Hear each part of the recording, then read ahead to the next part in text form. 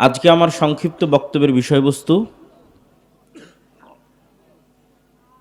মুসলিম উম্মার যে অধপতন, মুসলিম উম্মার যে গোলামির জীবন, সেটি থেকে মুক্তির রাস্তা কি। গোলামি বুঝার কিছু প্যারামিটার আছে, যেটা দেখলে আপনি বুঝতে পারবেন যে আমরা গোলাম। শুধু বাংলাদেশে নয়, সমগ্র পৃথিবীতে। যেমন স্বাধীন মানুষের একটা আলামত হচ্ছে সে সিদ্ধান্ত গ্রহণে স্বাধীন। আপনার বাড়িতে এখন যে কাজই করতে যান, যদি আপনার বইয়ের অনুমতি ছাড়া করতে না পারেন, তাহলে মানুষ বলে বইয়ের গোলাম। তো তাহলে স্বাধীনতার আলামত কি? যে নিজে যেটা ইচ্ছা সেটা করতে পারে। সমগ্র পৃথিবীতে যদি 56-57টা মুসলিম দেশ থাকে, একটা দেশেরও এই সিদ্ধান্ত গ্রহণের স্বাধীনতা নাই যে গাজার মুসলমানদের পাশে গিয়ে দাঁড়াবে। তাহলে 57টা মুসলিম দেশে কি গোলাম। কিন্তু আমেরিকার এই স্বাধীনতা আছে যে সে ইসরায়েলের পাশে গিয়ে দাঁড়াবে, তার মানে সে স্বাধীন। এরকম আরো অসংখ্য জায়গায় আপনি চেক করতে পারেন যে আমরা গোলাম না আমরা স্বাধীন। তো আমাদের এই যে মুসলিম উম্মার এই যে গোলামির জীবন, এটা থেকে মুক্তির রাস্তার বিষয়ে আমি 4টে পয়েন্ট বা 5টা পয়েন্টে আলোচনা করব। 1 নম্বর ইমান বিল গায়েবে ইয়াকিন, 2 নম্বর গায়েবী মদদ ছাড়া ইসলাম এবং মুসলমানদের বিজয় সম্ভব নয়, 3 নম্বর নেতৃত্বের বিকাশ, প্রকৃত নেতৃত্বের বিকাশ, 4 নম্বর সৎ আমল, 5 নম্বর জ্ঞান ও শিক্ষা। ইমান বিল গায়েবে ইয়াকিন। ইমান বিল গায়েব হচ্ছে গোলামি থেকে আজাদির পথে যাত্রার প্রথম শর্ত। যার ইমান বিল গায়েবে ইয়াকিন নাই, সে মুসলমান হিসেবে তার মুক্তির রাস্তা খুঁজে পাবে না। যে আমি মুক্তি অর্জন করতে চাই, কোন রাস্তায় আগাবো? তো শুরুই হচ্ছে ইমান বিল গায়েব। গায়েব মানে যা দেখা যায় তা দৃশ্যমান, তা হাজির। আর গায়েব মানে যা অদৃশ্য, দেখা যায় না। যেমন পোস্টারে দেখেছেন আব্দুল্লাহ বিন আব্দুর রাজ্জাক আসবে, যতক্ষণ এখানে এসে উপস্থিত না হয়েছে ততক্ষণ একটা সন্দেহ ছিল, আসে কি না, নাও আসতে পারে, মিস দিতে পারে। যখন দেখলেন না উনি উপস্থিত হয়েছে, স্বচক্ষে দেখছেন, তখন যেই মানের বিশ্বাস যে আব্দুল্লাহ বিন আব্দুর রাজ্জাক এসেছে, এই বিশ্বাসের মাত্রাটা এখন যেমন এখানে যে ফেরেশতারা আছে ওইটার উপর বিশ্বাসের মাত্রা যেই দিন এই লেভেলের হবে, সেই দিন গোলামি থেকে মুক্তির রাস্তা শুরু। আমি বুঝাতে না পারলে এটা আমার ব্যর্থতা। তাহলে ফেরেশতাদের এখানে উপস্থিতিটা গায়েব, এটা চোখে দেখা যাচ্ছে না, কিন্তু আল্লাহ চাচ্ছে যে এই জিনিসটার উপর আপনার ঈমান হোক চোখে দেখা জিনিসের মতো, আপনার ইয়াকিন হোক চোখে দেখা জিনিসের মতো। এই জন্য আল্লাহ সুবহানাহু ওয়া তাআলা কোরআন শুরুই করেছে একদম সূরা বাকারার প্রথম যে অংশ, কোরআন খুললেই সূরা ফাতিহার পর যেখানে আসে, যালিকাল কিতাবু লা রাইবা ফি হুদাল লিল মুত্তাকিন, এই কিতাব অবতীর্ণ করেছি মুত্তাকিদের জন্য, এতে কোনো সন্দেহ নাই। তোমরা কি জানো মুত্তাকি মুমিন কারা? আল্লাযীনা ইউমিনুনা বিল গায়ব, যারা না দেখা জিনিসের উপর ঈমান রাখে। কেমন লেভেলের ঈমান রাখে? ওইটারই শেষ লাইন ওই পৃষ্ঠার, ওয়াবিল আখিরাতি হুম ইউকিনুন, ইয়াকিনের লেভেলে ঈমান রাখে। আমি আসার আগ পর্যন্ত আপনাদের এক লেভেলের ঈমান ছিল যে আব্দুল্লাহ বিন আব্দুর রাজ্জাক আসবে, আর এখন চোখে দেখার পর এটা ইয়াকিন। তাহলে গায়েবের উপর ইয়াকিনের লেভেলে ঈমান রাখে। গায়েবের উপর যতক্ষণ ইয়াকিনের লেভেলে ঈমান না হবে ততক্ষণ মুক্তির কোনো রাস্তা নাই। এই জন্য আল্লাহ সুবহানাহু ওয়া তাআলা যত নবী রাসূল পৃথিবীতে পাঠিয়েছেন, তারা যেহেতু উম্মতের রাহবার হবে, এই জন্য তাদের সর্বোচ্চ লেভেলের ঈমান লাগবে। তো তাদের সর্বোচ্চ লেভেলের ঈমান দেওয়ার জন্য আল্লাহ তাদের জন্য গায়েবকে উন্মোচন করে দিয়েছিলেন। বহু নবী রাসূলের ক্ষেত্রে গায়েব উন্মোচন করা আছে। যেমন আমাদের নবী মুহাম্মদ সাল্লাল্লাহু আলাইহি ওয়াসাল্লামের ক্ষেত্রে আল্লাহ কোরআনে বলেন, সুবহানাল্লাযী আসরা বিআবদিহি লাইলাম মিনাল মসজিদিল হারাম ইলাল মসজিদিল আকসা আল্লাযী বারাকনা হাওলাহ লিনুরিয়াহু মিন আয়াতিনা। আমি আমার বান্দা মুহাম্মদকে মক্কা থেকে জেরুজালেম, ফিলিস্তিনের জেরুজালেম থেকে সপ্তম আসমান সফর করিয়েছি। কেন জানো? লিনুরিয়াহু মিন আয়াতিনা, আমার গায়েবের যে নিদর্শনগুলো আছে এগুলো তাকে স্বচক্ষে দেখানোর জন্য। তাহলে যেই জান্নাতের কথা মুহাম্মদ সাল্লাল্লাহু আলাইহি ওয়াসাল্লাম মানুষকে বলতেন, ওই জান্নাত আল্লাহ তাকে স্বচক্ষে দেখিয়েছে। যেই জাহান্নামের কথা মুহাম্মদ সাল্লাল্লাহু আলাইহি ওয়াসাল্লাম মানুষকে বলতেন, ওই জাহান্নাম মেরাজের সফরে তাকে স্বচক্ষে দেখানো হয়েছে। যে আসমান প্রথম, দ্বিতীয়, তৃতীয়, চতুর্থ, পঞ্চম, সপ্তম আসমানের কথা বলা হতো, সেই সপ্তম আসমানই, 7টা আসমানই তাকে স্বচক্ষে সফর করানো হয়েছে। তাহলে মুহাম্মদ সাল্লাল্লাহু আলাইহি ওয়াসাল্লামের যেই লেভেলের ঈমান হবে, আমার ওই লেভেলের ঈমান হবে না। মুহাম্মদ সাল্লাল্লাহু আলাইহি ওয়াসাল্লামের ঈমান ইয়াকিনের লেভেলে। কিন্তু এটাই মুক্তির রাস্তা। আপনি যতটুকু ইয়াকিনের লেভেলে উঠতে পারেন তত মুক্তির রাস্তা শুরু, আজাদির রাস্তা শুরু। যতখানি আপনার গায়েবের উপর ঈমান বাড়তে থাকবে ততখানি আপনার আজাদির রাস্তা শুরু হবে। যেমন ঈসা আলাইহিস সালাতু ওয়াস সালামের ক্ষেত্রে আল্লাহ কোন গায়েবটা উন্মোচন করে দিয়েছিলেন? আপনারা কোনোদিন মরা মানুষকে জীবিত হতে দেখেছেন? দেখেননি। তো পরকালের মূল ভিত্তি কিন্তু মৃত থেকে জীবিত হওয়া, যে আমরা মারা যাব আবার আল্লাহ আমাদের জীবিত করবে, এটাই কিন্তু পরকালের মূল ভিত্তি। এটা গায়েব, এটা কেউ কোনোদিন চোখে দেখেনি। আর ঈসা আলাইহিস সালাতু ওয়াস সালামের মুজিজাই ছিল এটা, যে কোনো মৃত মানুষের গায়ে হাত দিয়ে যদি বলতেন বিইজনিল্লাহ বিসমিল্লাহ, তাহলে মৃত মানুষ জীবিত হয়ে যেত। অসংখ্য অগণিত মৃত মানুষকে উনি জীবিত করেছে। যে কোনো জায়গা থেকে কাদামাটি হাতে নিয়ে উনি যদি বলতেন বিইজনিল্লাহ বিসমিল্লাহ বলে যদি ফু দিতেন, তাহলে ওই কাদামাটি থেকে পাখি হয়ে আকাশে উড়ে যেত। তাহলে একটা গায়েবকে তার মুজিজা বানিয়ে দেওয়া হয়েছে। এবার আসেন ঈমান বিল গায়েবে ইয়াকিন গোলামি থেকে কিভাবে মুক্তি দেয়। আমরা যেই লেভেলের গোলাম, তার চেয়ে ভয়ঙ্কর গোলাম ছিল বানু ইসরাইলরা। আর আমাদের তুলনায় আজকে যারা আমাদের উপর রাজত্ব করছে, তারা যেই লেভেলের শক্তিশালী, তার চেয়ে শক্তিশালী ছিল ফেরাউন। আরও স্পষ্ট করে বললে মূসা আলাইহিস সালাম আমাদের চেয়ে দুর্বল। আমরা আজকে ধরেন, আজকে গাজার মানুষ ইসরায়েলের তুলনায় যা দুর্বল, ওয়াল্লাহি আল্লাহর কসম করে বলছি, ওয়াল্লাহি আল্লাহর কসম করে বলছি, মূসা আলাইহিস সালাম এবং বানু ইসরাইল ফেরাউনের তুলনায় তার চেয়ে বেশি দুর্বল ছিল। কয়েক শত গুণ, কয়েক হাজার গুণ বেশি দুর্বল ছিল। তাহলে মূসা আলাইহিস সালাতু ওয়াস সালাম গোলাম বানু ইসরাইলকে কিভাবে স্বাধীনতা দিলেন? কোন রাস্তায়? ওই রাস্তায় উম্মতে মুহাম্মাদির স্বাধীনতা নিহিত আছে। আর এই জন্যই আল্লাহ সুবহানাহু ওয়া তাআলা এই কোরআন অবতীর্ণ করা হয়েছে মুহাম্মদ সাল্লাল্লাহু আলাইহি ওয়াসাল্লামের উপর। আর কোরআন পরিপূর্ণ হয়ে আছে বানু ইসরাইলের ঘটনায়, মূসার ফেরাউনের ঘটনায়। তাহলে কোরআন অবতীর্ণ হলো আমাদের উপর, আর গল্প বলা আছে কাদের? মূসা, ফেরাউন আর বানু ইসরাইলের। কেন? আমরাও একদিন বানু ইসরাইলের মতো গোলাম হব, এটা মুহাম্মদ সাল্লাল্লাহু আলাইহি ওয়াসাল্লাম জানতেন, আল্লাহ জানতেন।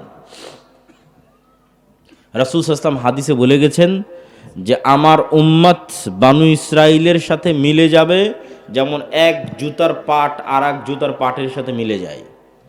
তাহলে বানু ইসরাইল যেই লেভেলের গোলামিতে ছিল, উম্মতে মুহাম্মাদও কাছাকাছি ওই লেভেলের গোলামিতে যাবে। তাহলে এখন আমি তো বলেছি মুক্তির রাস্তা ঈমান বিল গায়বে ইয়াকিন। তো মূসা আলাইহিস সালাতু ওয়াস সালামকে মুক্তির দায়িত্ব দেওয়া হচ্ছে।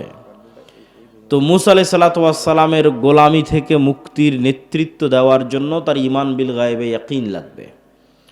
আল্লাহ মূসা আলাইহিস সালামকে বললেন, মূসা তোমার হাতে কি? তো আমার হাতে লাঠি, ছাড়ো তো। ছাড়লে সাপ হয়ে গেল। আল্লাহ মূসা আলাইহিস সালামকে বললেন না যে আমি জান্নাত বা আসমান থেকে একটা স্পেশাল লাঠি এনেছি, এই স্পেশাল লাঠি তোমাকে গিফট হিসেবে দিচ্ছি, উপহার হিসেবে দিচ্ছি, হাদিয়া হিসেবে দিচ্ছি, এটা ছাড়লে সাপ হয়। যদি আল্লাহ জান্নাত এবং আসমান থেকে স্পেশাল লাঠি দিতেন, ওটা সাপ হতেই পারে। কিন্তু যেই লাঠি মূসা আলাইহিস সালাম ব্যবহার করে আসতেছে, ধরেন আপনি এই মোবাইলটা আজ 5 বছর থেকে ব্যবহার করে আসতেছেন, আপনার নিজের ব্যবহার করা মোবাইল আপনার সামনে সাপ হয়ে যাচ্ছে। জাদুকররা যেই লাঠি এবং যেই দড়ি ছেড়েছিল সেগুলো সাপ হয়েছিল। হাজার হাজার জাদুকরকে জমা করেছিল ফেরাউন। তো তাদের লাঠি সাপ হওয়ার পরেও, তাদের দড়ি সাপ হওয়ার পরেও তারা আল্লাহর সামনে সিজদায় পড়ে গেছিল। তার কারণ হচ্ছে, আজকেও যদি আপনি কোনো পার্কে যান, তাহলে আপনাকে 3D অ্যানিমেশন দিয়ে এবং উন্নত প্রযুক্তির ফটোগ্রাফি দিয়ে এবং উন্নত প্রযুক্তির চশমা দিয়ে এমনভাবে ডাইনোসর এবং সাপ দেখানো সম্ভব যেন স্ক্রিন থেকে বের হয়ে এসে আপনাকে ছোবল মারতেছে। আপনি তখন ভয় পেয়ে যাবেন যে আরে সত্যি তো মানে সাপ এসে আমাকে ছোবল মারতেছে। তো আজকে যেমন 3D প্রযুক্তি দিয়ে সাপের মতো আকৃতি বানিয়ে আপনাকে ভয় দেখানো যাচ্ছে, এই রকমই কোনো জাদুকরী প্রযুক্তি ব্যবহার করে তারা চোখের সামনে দড়ি এবং লাঠিগুলোকে সাপ বানিয়ে দিয়েছিল, কোনো জাদুকরী প্রযুক্তি ব্যবহার করে। কিন্তু এই টিভি স্ক্রিন থেকে 3D অ্যানিমেশনের সাপ যেমন বাস্তব সাপ নয়, জাদুকরদের ওই দড়ি আর লাঠিগুলো বাস্তব সাপ ছিল না। আর মুসা আলাইহিস সালামের লাঠিটা যখন সাপ হয়ে গেছে, তখন আপনাদের বাড়িতে, বিলে, পুকুরে, নদীতে আল্লাহর সৃষ্টি করা যে আস্ত জ্যান্ত সাপ আছে, ওই আস্ত জ্যান্ত সাপে রূপান্তরিত হয়ে গেছে, যেটা আজকের এই আধুনিক বিজ্ঞানও সম্ভব নয়। যে আজকের আধুনিক বিজ্ঞানেও আমি বিজ্ঞান দিয়ে এই টিস্যুটাকে এখন আস্ত জীবন্ত জ্যান্ত সাপে বানিয়ে দেবে, এটা সম্ভব না। এটাকে ডিজাইন করে 3D করে চেঞ্জ করে মানুষের চোখের সামনে সাপ হিসেবে দেখাইতে পারি, স্ক্রিনে, চশমায়। কিন্তু আস্ত এটা সাপ হয়ে যাবে যে সাপ পুকুরে ঘুরতেছে, এটা বিজ্ঞানের পক্ষে সম্ভব নয়। তো এটা জাদুর পক্ষে সম্ভব নয়। কিন্তু মুসা আলাইহিস সালামের যেটা হয়ে গেছে ওটা বাস্তব আস্ত, এই জন্য জাদুকরেরা সব সিজদায় পড়ে গেছে। তো মুসা আলাইহিস সালাম যখন এই দৃশ্য দেখলেন, তখন উনি একটা বাক্যের উপর ঈমান আনলেন, যে বাক্যটা ঈমান বিল গায়েবে, ইয়াকিন থাকলে ঈমান আনা সম্ভব, না থাকলে সম্ভব নয়। সেই বাক্য হচ্ছে লা হাওলা ওয়ালা কুওয়াতা ইল্লা বিল্লাহ। মুসা আলাইহিস সালাম যখন এই দৃশ্য দেখলেন, দেখে ওনার অন্তরে এই বিশ্বাস তৈরি হলো যে আল্লাহর শক্তির তুলনায় ফেরাউনের শক্তি অনেক কম। না, আল্লাহর শক্তির তুলনায় ফেরাউনের শক্তি দুর্বল। জি না, আল্লাহ অনেক বেশি শক্তিশালী, ফেরাউন একটু কম শক্তিশালী না। মুসা আলাইহিস সালামের অন্তরে এই বিশ্বাস তৈরি হলো যে আল্লাহর শক্তির সামনে ফেরাউনের শক্তি সমান জিরো। বলেন আল্লাহু আকবার। এটা এই বাক্যের অর্থ, লা হাওলা ওয়ালা কুওয়াতা ইল্লা বিল্লাহ। এই বাক্যের অর্থ হচ্ছে এটা। এই লেভেলের যতক্ষণ ঈমান না উঠবে, ততক্ষণ গোলামি থেকে মুক্তি হবে না। মুসা আলাইহিস সালামের পক্ষে ফেরাউনকে পরাজিত করা তো বহু দূরের কথা, ফেরাউনের সামনে গিয়ে দাঁড়াবে এটা অসম্ভব, এটা পৃথিবীর হিস্ট্রিতে অসম্ভব। কেন? আপনাকে উদাহরণ দিলে বুঝবেন। ধরেন আপনার রংপুর, মিঠাপুকুর, পীরগঞ্জ, এখানকার একটা কৃষকের ছেলে, যার বয়স 25 বা 30 বছর, আবু সাইদদের মতো, তাকে আমি বলছি তুমি যাও, আমেরিকার প্রেসিডেন্ট ডোনাল্ড ট্রাম্পকে তোমাকে দাওয়াত দিতে হবে। এমতো অবস্থায় এই কৃষকের ছেলেকে আমি বলছি, যখন সে আমেরিকার আদালত থেকে মৃত্যুদণ্ডপ্রাপ্ত আসামি হওয়ার কারণে পলাতক, পালিয়ে নিজের এলাকায় না, পালিয়ে ভিন্ন কোনো শহরে, ধরেন দিল্লিতে, করাচিতে, দুবাইয়ে, তো অনেক পলাতক আসামি তো আলিশান আছে, কিন্তু এই পলাতক ব্যক্তি মানুষের বাড়িতে কাজ করে খাচ্ছে। তো যেই মুহূর্তে ও পলাতক অবস্থায় ভিন্ন শহরে মানুষের বাড়িতে কাজ করে খাচ্ছে, সেই মুহূর্তে তাকে বলা হচ্ছে তুমি যাও আমেরিকায়, যেখানে গেলে তার ফাঁসি হবে, গিয়ে ওই আমেরিকার বাদশাকে গিয়ে তুমি দাওয়াত দাও। শুধু কি তাই? এতটুকু কি অমিল? না, আরও একটা অমিল আছে। আপনাদের অন্তত ন্যাশনালিটি আছে, পাসপোর্ট আছে, আইডি কার্ড আছে, আশেপাশের পাড়া প্রতিবেশী, পরিচিত আত্মীয় স্বজন আছে। মুসা আলাইহিস সালাম এমন গোলাম জাতির সদস্য, এমন গোলাম কওমের মেম্বার, যার মা পরিচয় দিতে পারেনি যেটা আমার ছেলে, পরিচয় দিলে ইউযাব্বিহুনা আবনাকুম ওয়া ইস্তাহয়ুনা নিসাআকুম ওয়া ফি যালিকুম বালাউম মির রাব্বিকুম আযীম, তাহলে আত্মীয় স্বজন পাড়া প্রতিবেশী বলে কিছু নাই, সাহায্যকারী বলে কিছু নাই। গোলামি গোলাম, এত নিকৃষ্ট গোলামি পৃথিবীর হিস্ট্রিতে আর হয়নি। তাহলে কেমনে মুসা আলাইহিস সালাতু ওয়াস সালাম সাহস করবে ফেরাউনের কাছে যেতে? মুসা আলাইহিস সালাম তো ফেরাউনের ভয়ে পালিয়েছে বিজয় বহু পরে। দুনিয়ার কোনো লজিকে এটা সম্ভব নয় যে মুসা আলাইহিস সালাতু ওয়াস সালাম ফেরাউনের দরবারে গিয়ে তাকে দাওয়াত দিবে। This is impossible. বিজয় বহু পরে। এই অসম্ভবকে সম্ভব করে দিল শুধু একটা মাত্র চাবিকাঠি, যে আল্লাহর শক্তির সামনে ফেরাউনের শক্তি জিরো। এইটার ওপর ইমান, ইমান বিল গায়েবে ইয়াকিন, গায়েব দেখা। গায়েব আল্লাহ দেখিয়ে দিল মুসা আলাইহিস সালামকে যে তার হাতের লাঠিকে আল্লাহ যতবার ইচ্ছা ততবার সাপ বানিয়ে দিচ্ছে, তাও আবার চোখের ভেলকি নয়, বাস্তব নদীর বিলের যে থাকা সাপ সেই বাস্তব সাপে পরিণত করে দিচ্ছে। তার মানে আল্লাহ সুবহানাহু ওয়া তাআলার সামনে কোনো কিছুই কিছু নয়। এই ইয়াকিন এবার তাকে সাহস দিচ্ছে ফেরাউনের দরবারে যেতে। তাহলে গোলামি থেকে মুক্তি চাইলে ইমান বিল গায়েবে ইয়াকিন লাগবে, গায়েবে ইয়াকিন লাগবে। গায়েবে ইয়াকিন ছাড়া ইসলামের এবং মুসলমানদের বিজয় সম্ভব নয়। ধরেন আপনারা আমাকে পাশে, আপনাদের হয়তো ভবিষ্যতে নিয়ে এমপি হবেন, তিনি বসে আছেন, ধরেন আপনারা আমাকে নির্বাচিত করে বাংলাদেশের প্রধানমন্ত্রী বানিয়ে দিলেন। আজকে আমি বাংলাদেশের প্রধানমন্ত্রী হিসেবে মনে করলাম শতভাগ ইসলাম বাংলাদেশে কায়েম করে দেব। শতভাগ ইসলাম কায়েম করার ঘোষণা দেওয়া, আর পাশের দেশ বলেন আর ওই দূরের পাশ্চাত্য দেশ বলেন সব অর্থনৈতিক অবরোধ দিয়ে দিবে, ডলার বন্ধ, বিজনেস বন্ধ, ঠিক আছে, ইলেকট্রিক সাপ্লাই বন্ধ, সব বন্ধ। তখন যে ফল ডাউনটা হবে অর্থনৈতিক, আপনি ধরেন এখন এসি ব্যবহার করছেন, ফ্রিজ ব্যবহার করছেন, ইলেকট্রিসিটি ব্যবহার করছেন, সব নাই, অন্ধকার যুগে চলে গেছেন। তাহলে এক সপ্তাহের মধ্যে আপনি বলবেন রাখো তোমার ইসলাম, এই ভাগাও আবদুল্লাহকে, এর চেয়ে সেকুলারিজম ভালো। এটাই বাস্তব।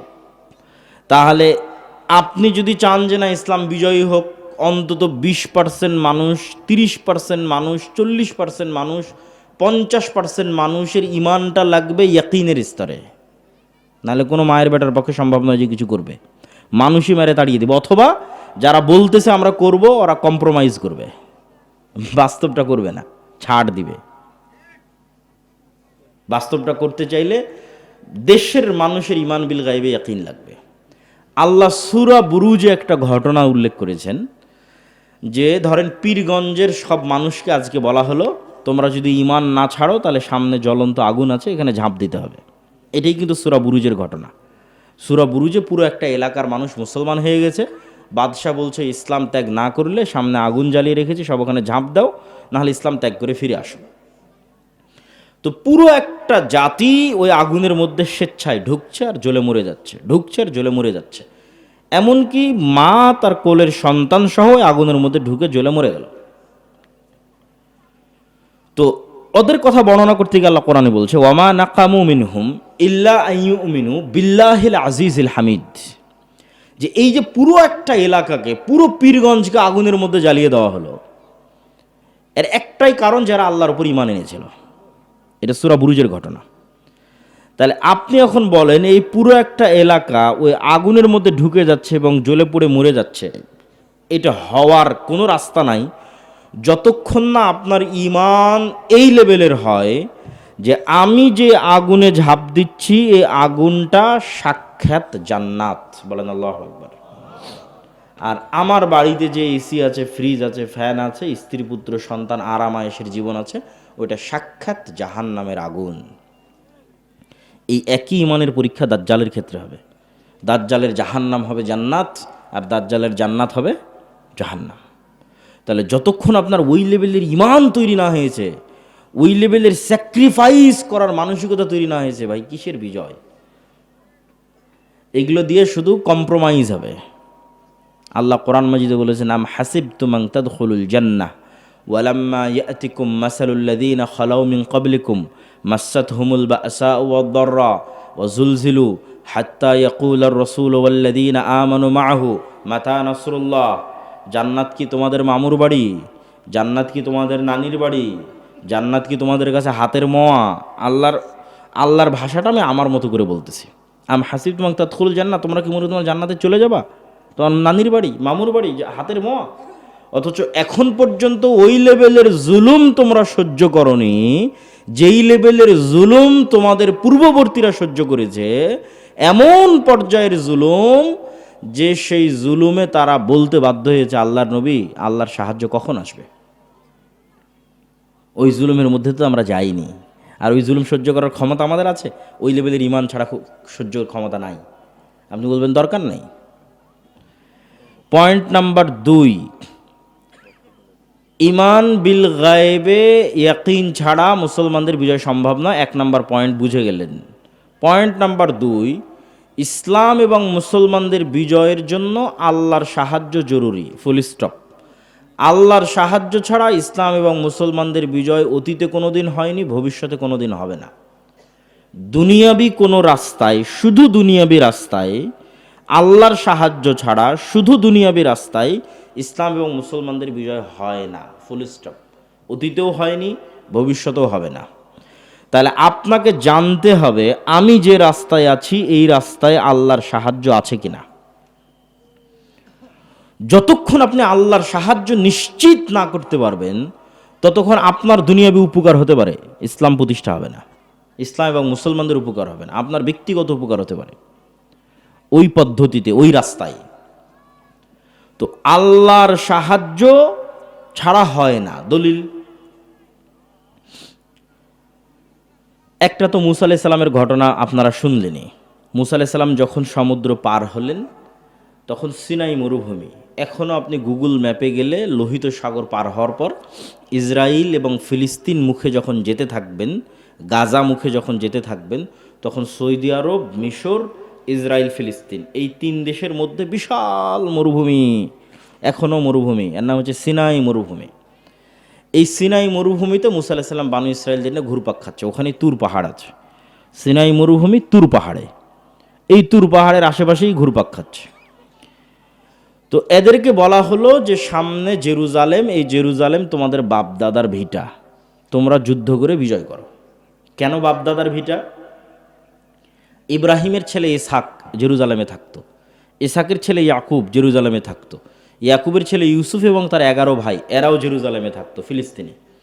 ইউসুফ যখন মিশরে চলে গেল, বাকি 11 ভাই এবং পিতা সহ মাতা সহ সবাই যখন মিশরে চলে গেল, তখন ফিলিস্তিন ছেড়ে দেরা মিশরে চলে গেল।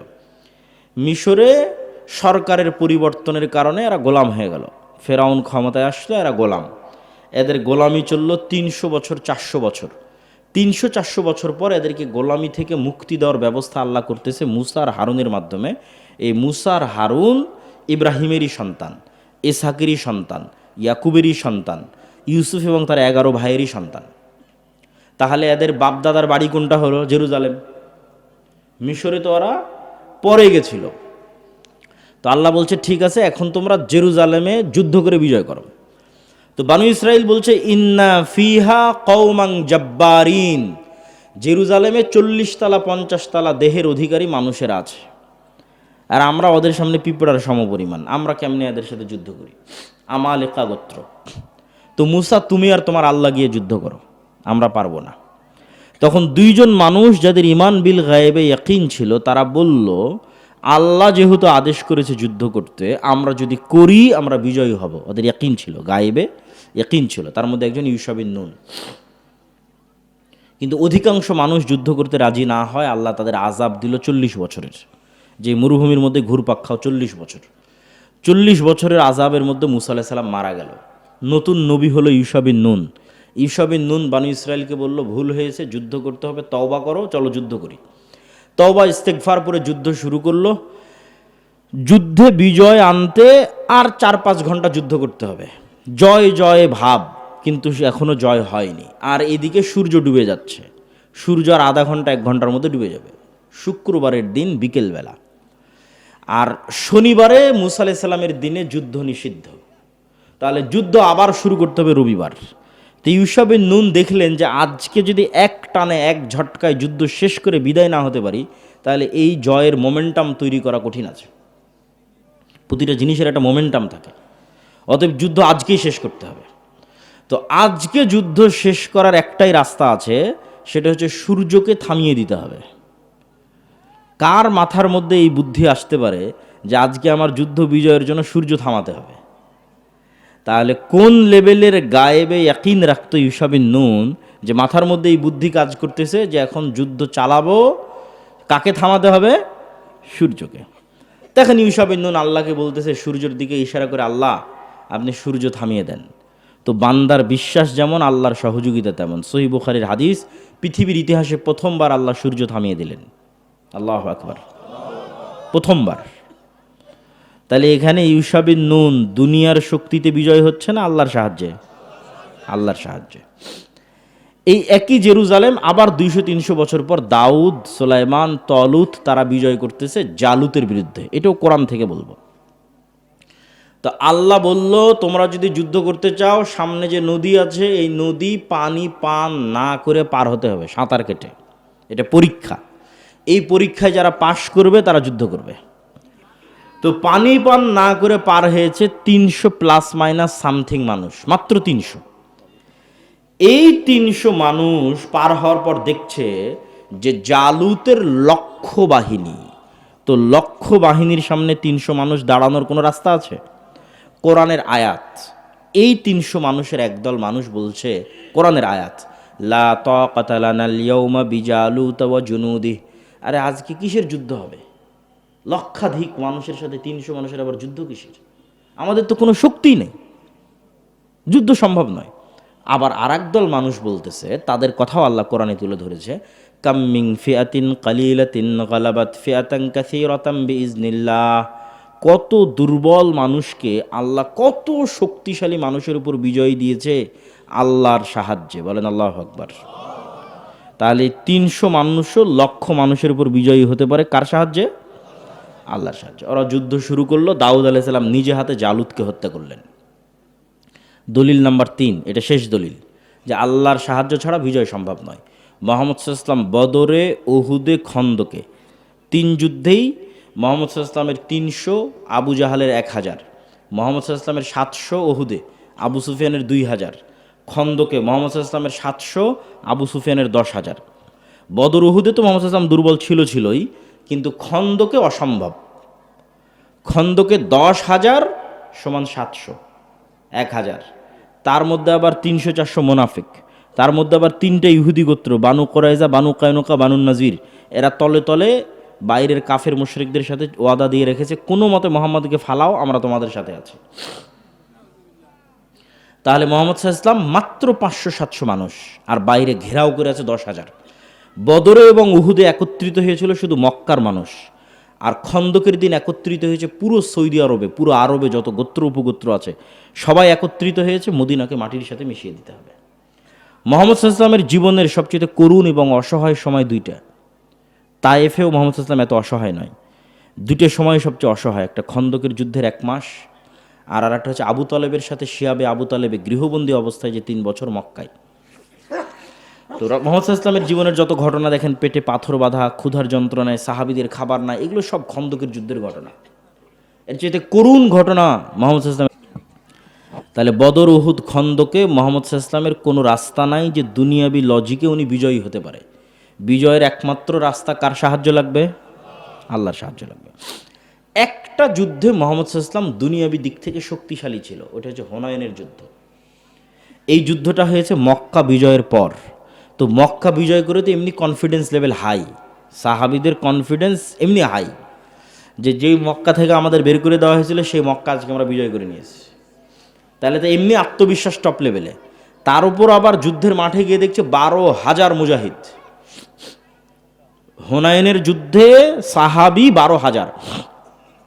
কোথায় 300 জন নিয়ে যুদ্ধ করেছে, 700 জন নিয়ে যুদ্ধ করেছে, 1,000 জন নিয়ে যুদ্ধ করেছে, আর কোথায় 12,000।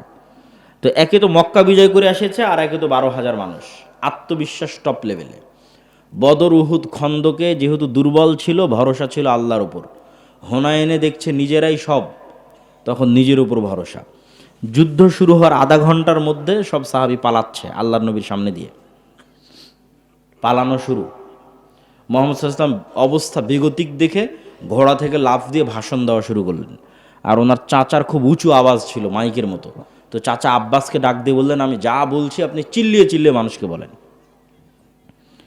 তাহলে কি বোঝা গেল? মুহাম্মদ সাল্লাল্লাহু আলাইহি ওয়াসাল্লামের জীবদ্দশায় উনি জীবিত থাকতে উনি যেই যুদ্ধে নিজে স্বয়ং উপস্থিত আছে, সেই যুদ্ধে দুনিয়ার শক্তিতে বিজয় হচ্ছে না। বুঝেন না মনে হয় আমার কথা? দুনিয়ার শক্তিতে পাওয়ারফুল, বিজয় হচ্ছে না। তাহলে নবীর জীবদ্দশায় কার সাহায্য ছাড়া বিজয় হচ্ছে না? দুনিয়ার শক্তি আছে তাও হচ্ছে না, কার সাহায্য লাগতেছে? আল্লাহর সাহায্য। আপনি যদি পারমাণবিক অস্ত্রেরও মালিক হয়ে যান, বিশ্বাস করেন আল্লাহর সাহায্য যদি না থাকে ইসলাম এবং মুসলমানদের বিজয় সম্ভব নয়। তাহলে ফার্স্ট শর্ত পূরণ করতে হবে কার সাহায্য? আল্লাহর সাহায্য।